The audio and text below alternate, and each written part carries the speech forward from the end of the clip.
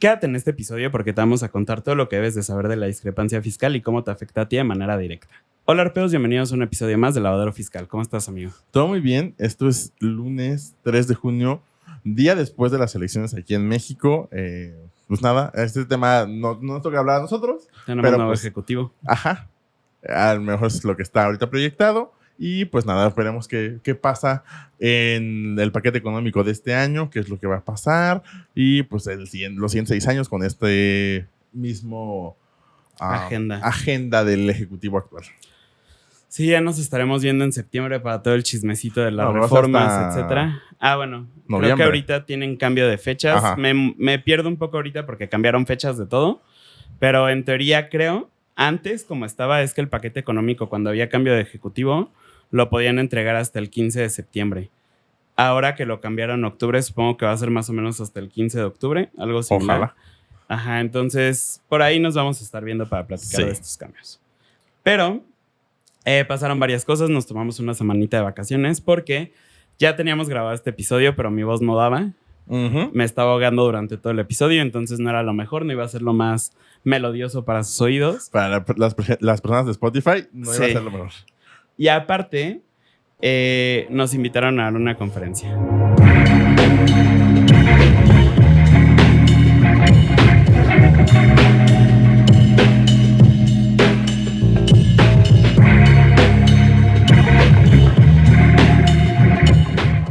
Sí, fuimos al Instituto Tecnológico de Estudios Superiores de Zamora. Es correcto. En las fechas por el Día del Contador y Día del Estudiante se realizó un congreso y pues ahí nos invitaron a hablar sobre el tema de discrepancia fiscal, que es de lo que estamos hablando en este episodio. Sí, específicamente, nada más para hacer ahí el comercial, pues esta invitación se debió a Rubí Aceves, que Gracias, es Rubí, la hija de un profe, y que justamente ella le dijo de que me gustaría que ellos vinieran a dar la conferencia. Súper buen trato por parte de todos los de la universidad, de Yuri, del profe Chava, de Jaime, etc. Entonces, creo que todo bastante bien.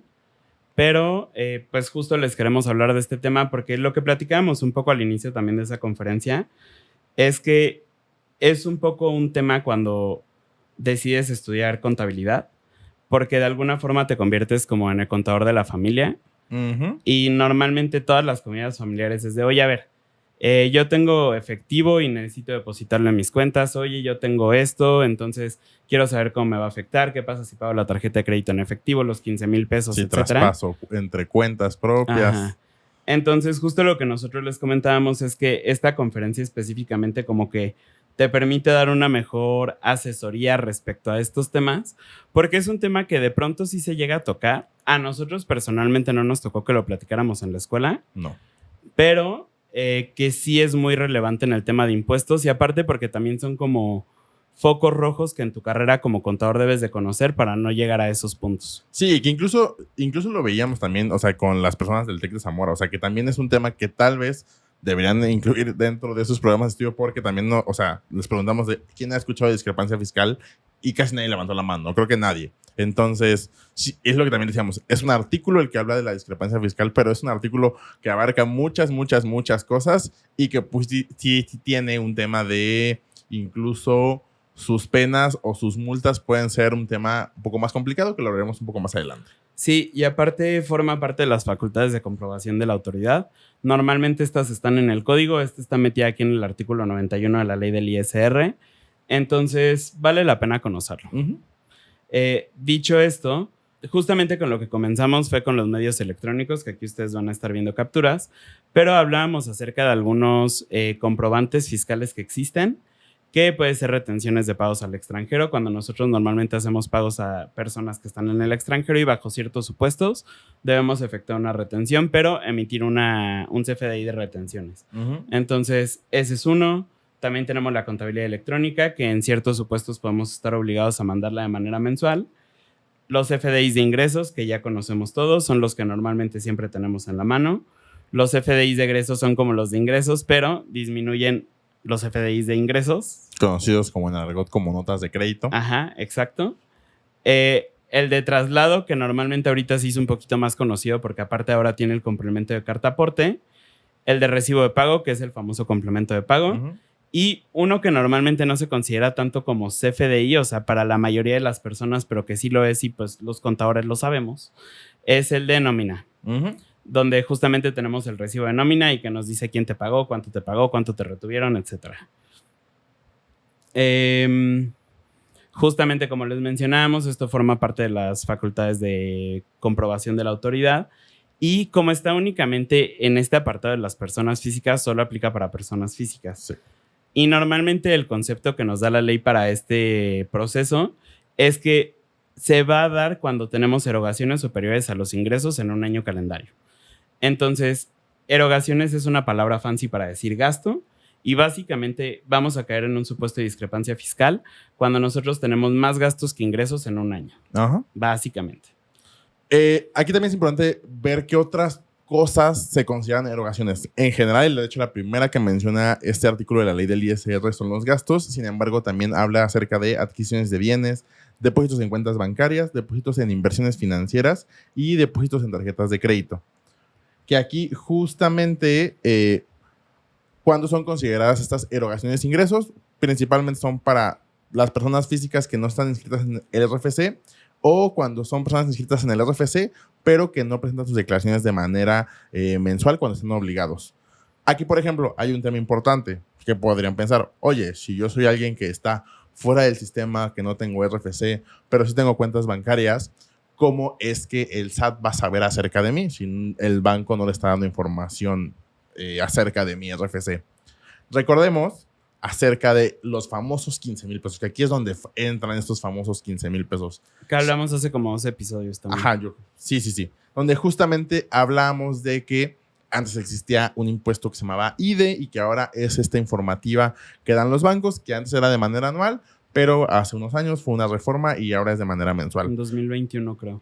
Justamente aquí va a aparecer qué es esta información que mandan dentro de las informativas y hay un punto que pues obviamente no podemos huir. Si del RFC no tenemos, del CURP, que es una clave única del registro de la población, pues esa sí la podrá dar el banco a las autoridades fiscales, porque eso sí lo da cuando aperturamos alguna cuenta bancaria.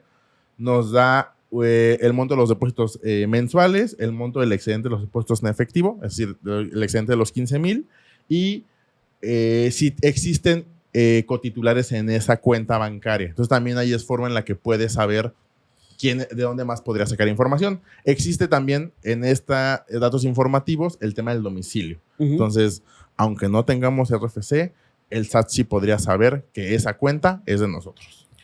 Sí, y aparte normalmente, por ejemplo, cuando nosotros llegamos a aperturar una cuenta bancaria, nuestro comprobante de domicilio por lo general es la INE, que por lo general también corresponde a donde sí vivimos.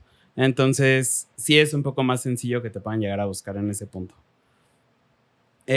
También nos dice que van a considerar estas erogaciones como ingresos cuando los ingresos que se declaren sean menores a los gastos declarados en la declaración anual y en el régimen de sueldos y salarios, como no existe una declaración que nosotros hagamos constantemente y podríamos no estar obligados a hacerla porque no caemos en los supuestos para presentar la declaración anual, se van a considerar como ingresos declarados los que hayan sido timbrados en un recibo de nómina por el retenedor. Entonces, si nosotros tenemos recibos de nómina cada mes por 100,000 pesos, pues bueno, nuestros ingresos habrán sido de 1,200,000 pesos, ajá. Y eso va a ser lo que va a caer en juego para saber si tenemos discrepancia fiscal o no. Exactamente. Luego nos habla de qué depósitos no se consideran ingresos, que básicamente aquí son, la ley lo menciona así, depósitos realizados a cuentas ajenas del contribuyente, que puede ser por adquisiciones de bienes o servicios o el uso o goce temporal de bienes. Y esto básicamente es una figura que en el tema contable y en el tema fiscal existe, que se llama cobro por cuenta de terceros, donde una persona, tú le das dinero y esta persona hace gastos a tu nombre. Un ejemplo podría ser una agencia de viajes, donde tú, por ejemplo, dices, quiero hacer el viaje de mis sueños, me quiero ir a Disney y le das 150,000 pesos. De ahí, 10,000 pesos te va a cobrar esta agencia de viajes y los otros 140 son para el tema de reservar, vuelos y demás. Básicamente aquí, ese es un gasto que la agencia, con la finalidad de que también ellos contablemente puedan demostrar que esos 150,000 solo tienen que pagar impuestos por 10,000 pesos de ingresos, tendrían que tener unas formalidades legales, que son contratos, que es un toma por cobro por cuenta de terceros, y que por lo tanto no es un ingreso de ellos. Y formalidades contables también. De hecho, la agencia de viaje en general es un contribuyente o un negocio complicado de llevar en cuanto a temas de impuestos y de contabilidad. Sí, exactamente. Y pues básicamente eso es lo que tenemos que tener mucho cuidado en el tema de cuando existe esto, porque si tú nada más dices, tal vez que te voy a depositar en tu cuenta 150,000, pero tú anualmente ganaste 200,000, tal vez no puedes ganar discrepancia, pero si depositas 300,000 y tú ganaste 200, ahí podríamos tener un tema de discrepancia. Sí. O sea, también en el tema, por ejemplo, del uso o gozo temporal de bienes, que recordemos que es el nombre fancy para el tema de rentas, si yo le doy el dinero a alguien para que pague mi renta por alguna razón, eso también, para que este tercero no caiga en discrepancia fiscal, pues también tendría que decirnos que ese dinero no es mío, es de esta otra persona. Para todo esto existen muchas formalidades en la ley. O sea, aquí nada más les queremos dar a conocer el procedimiento, pero existen muchas formalidades que se tienen que cuidar para poder dar pruebas, porque ahorita vamos a ver que se requieren las pruebas en caso de que sea necesario. Y el último punto que también mencioné es el tema de realizar inversiones financieras, que aquí básicamente, y es algo que creo que desde la pandemia empezó a tomar mucho auge, el tema de tener algún broker donde tú le das el dinero para que él haga inversiones y a ti te genere algún tipo de rendimiento. Llámese el nombre que sea. Sí. Esto también él tendrá que comprobar que ese dinero no es de él, sino que es tuyo, y tú tendrás que demostrar cuál fue el origen o cómo es que tuviste más ingresos y a lo mejor no estás haciendo ningún trabajo, no estás declarando nada, y pues ¿dónde salió el dinero?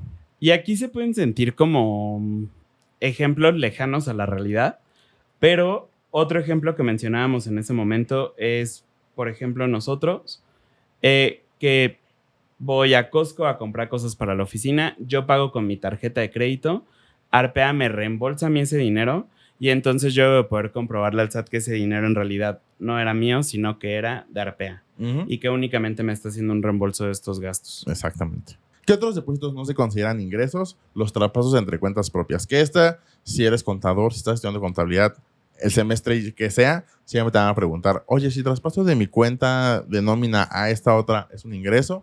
La realidad es que no, pero obviamente es, como bien dije, traspaso. Si tú sacas el dinero y después lo vuelves a depositar en efectivo, pues ahí ya no puede haber una trazabilidad por parte de la autoridad. Entonces, sí podría considerarse por parte de la autoridad como otro ingreso. Los traspasos de cuenta entre los cónyuges también no se considera un ingreso. Y los traspasos a cuentas entre ascendientes y descendientes en línea recta en primer grado. Es decir, si yo tengo hijos o papás, solo hasta ellos podrá llegar el tema de que no se consideren ingresos estos depósitos. Posteriormente, también lo que nos dice este mismo artículo es que la diferencia que pueda llegar a existir entre nuestros ingresos y nuestros gastos la van a considerar como parte de nuestros ingresos por nuestra actividad preponderante. Entonces, si nosotros normalmente cuando cambiamos nuestras actividades ante el SAT le tenemos que decir, oye, ¿sabes qué? Yo soy contador y tengo una zapatería. Gano más dinero de la zapatería que de ser contador. Normalmente nunca nos van a dejar que tengamos las dos actividades al mismo porcentaje. Entonces, de la que nosotros le decimos al SAT que ganamos más, es de la que nos van a considerar esta diferencia entre ingresos y gastos. Creo que también por eso es muy importante que si somos contribuyentes que nos dedicamos a muchas cosas, tengamos como esta claridad, porque esto sí puede representar el que paguemos, por ejemplo, un ISR del 15% o del 50%. Ajá, es correcto. Posteriormente también nos dice que esto ya lo hemos hablado en otros episodios, específicamente cuando hablamos de los datos informativos, pero estamos obligados a informar los préstamos y donativos que rebasan 600,000 pesos, ya sea de manera individual o en conjunto, dentro de un año calendario. Si nosotros no los informamos, aparte de que nos los van a considerar ingreso, que es lo que está aquí, pues van a perder la exención. Entonces, ¿esto qué significa? Que sí nos lo van a considerar un ingreso, pero va a ser un ingreso grabado.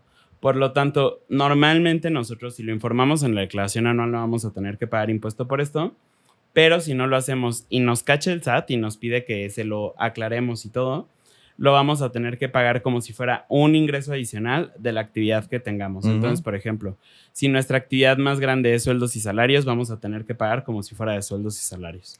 Sí, y justamente también es, por ejemplo, tener en mente que existen contribuyentes que no están obligados al tema de la declaración anual, por ejemplo, un sueldo de salarios, un extinto RIF que sigue vigente para algunas personas, que al no estar obligados tal vez el sueldo de salarios porque no exceden los 400,000 pesos, por ejemplo, o el RIF porque así es la mecánica de cálculo de ese contribuyente, si caen en el supuesto de que tienen una donación o un donativo, un préstamo o un donativo por más de 600,000 pesos, sí tienen que informarlo en su anual y hay un apartado que solo dice solo datos informativos. Tendrán que hacer ese llenado de esa información.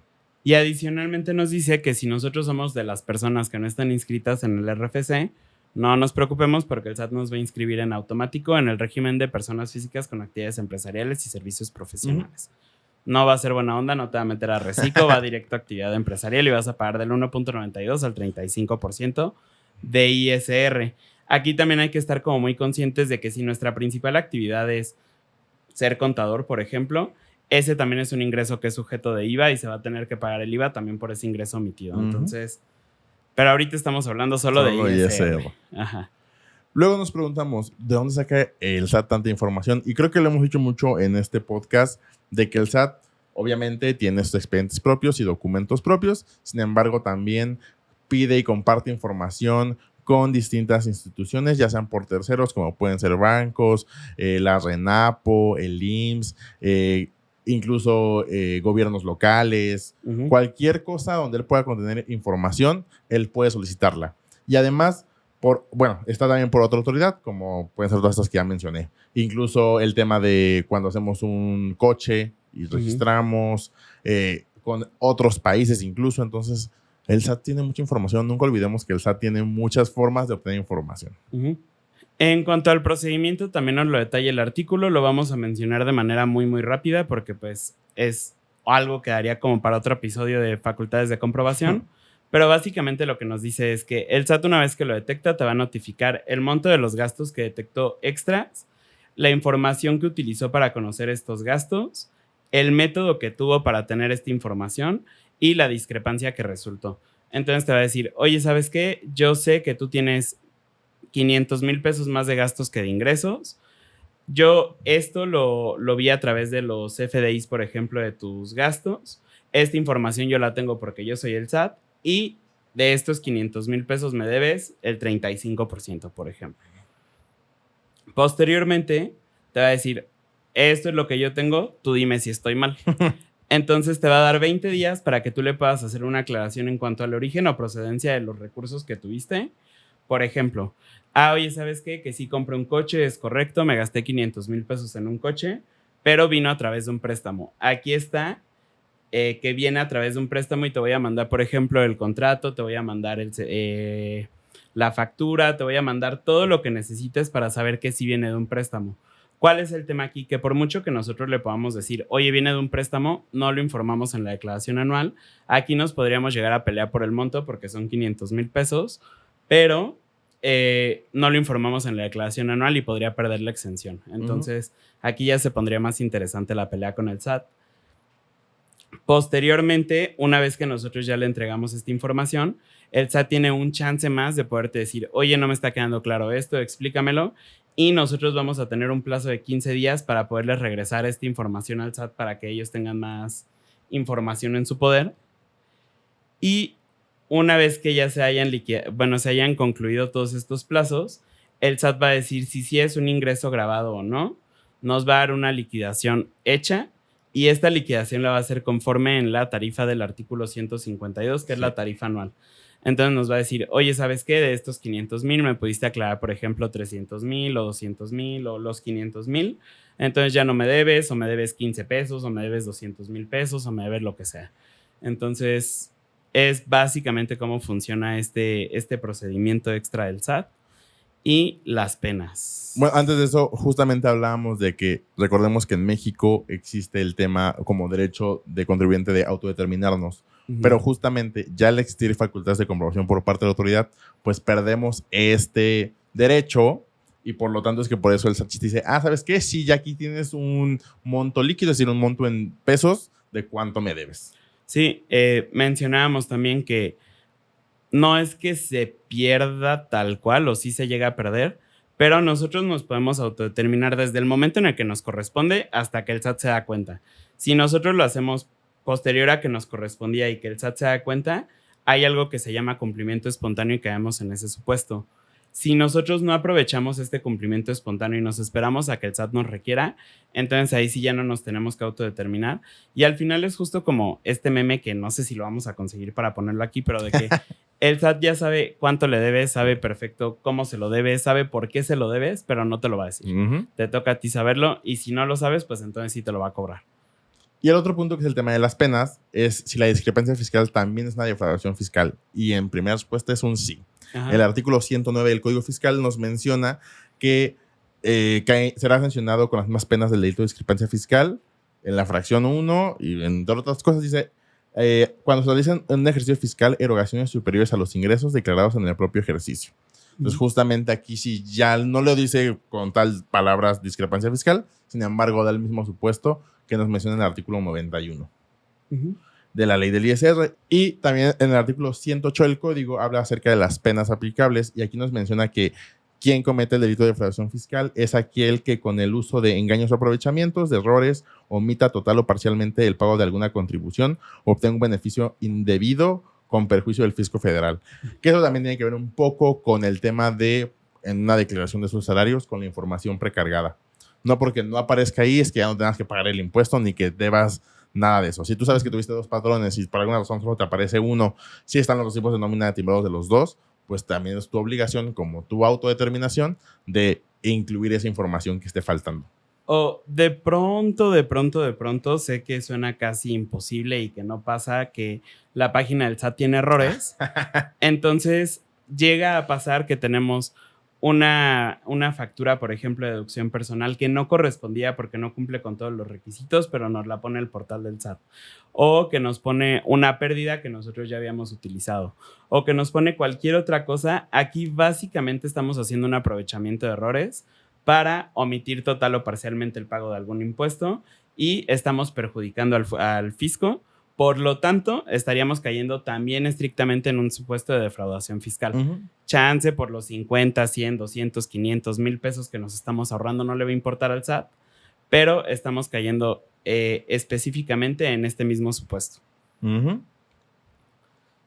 Y luego nos dice, está bien, ya sabemos que sí caes en la defraudación fiscal, por lo tanto, vamos a darte las mismas penas que la defraudación fiscal. Y la defraudación fiscal se castiga con cárcel. Entonces, nos habla aquí van a estar viendo la tablita, de estos montos que podemos llegar a tener, donde nos dice que si son hasta 2,236,480, nos va a tocar de 3 meses a 2 años de cárcel.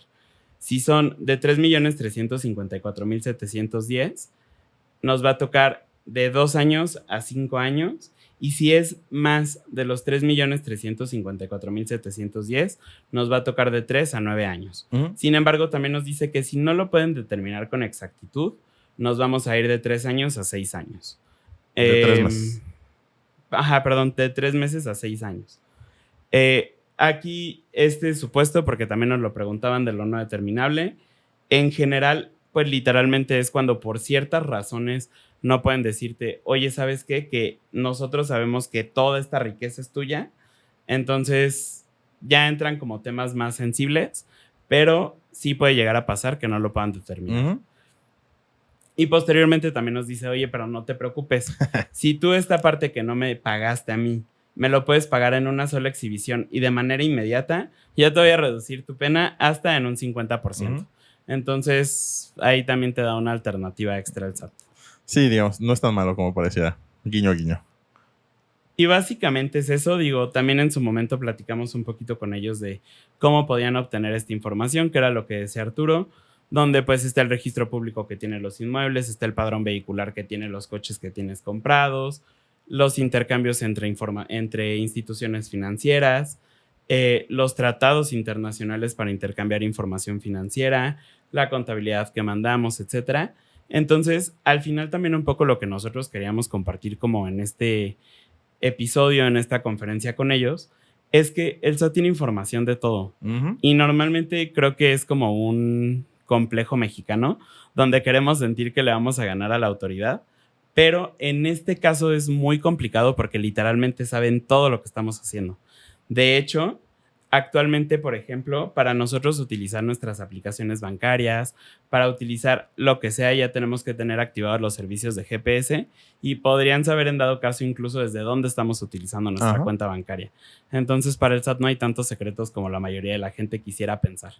Sí, no, y también es una dualidad, o sea, puede que escuchemos historias de personas jóvenes, no tan jóvenes, de es que yo lo he manejado así 20 años y nunca me ha pasado nada. Y qué bueno, o sea, no es la mejor práctica, sin embargo, sí es, también lo hablábamos creo que en esa plática, o sea, al día de hoy existen también otras opciones por si estamos teniendo un ingreso o sea, un ingreso porque estoy prestando algún bien o algún servicio, donde tal vez ya no nos cuesta tanto el estar dado de alta y el pagar sus impuestos. O sea, entonces más bien es como ver opciones, es acercarte con un contador, alguien especialista en impuestos que te puede decir, ¿sabes qué? Tal vez puedes caer en este régimen. O, ¿sabes qué? Por la actividad que haces, tal vez no te conviene este régimen, te conviene este otro. Entonces, como ver opciones, porque sí, la verdad es que no podemos subir al tema del SAT, del tema de pago de impuestos. Es correcto. Y básicamente fue todo. Ya les compartimos un poquito también esta información y que nuevamente, o sea, es información que nosotros sí consideramos relevante porque aborda muchos temas que normalmente nos están preguntando. O que tú como contribuyente que no tienes nada que ver con este show y que no eres el contador de tu familia, también te puede llegar a importar saber si puedes pagar tu tarjeta de crédito en efectivo, que ya vimos que no porque se considera un ingreso. Si puedes hacer transferencias entre cuentas propias, que ya vimos que sí, que no se considera un ingreso. Y todo este tipo de situaciones que de pronto son muy comunes, pero que no tenemos a quién preguntarle o que no sabemos exactamente cómo preguntarlas también. Y ya, pues creo que es todo por el episodio de esta semana. Recuerden seguirnos en nuestras redes sociales. Estamos en... Ay, espero sí acordarme de todas. YouTube, Spotify, Instagram, Facebook, Threads, Reddit y TikTok. Muchas gracias. Y pues también estamos en arpeconsultores.com.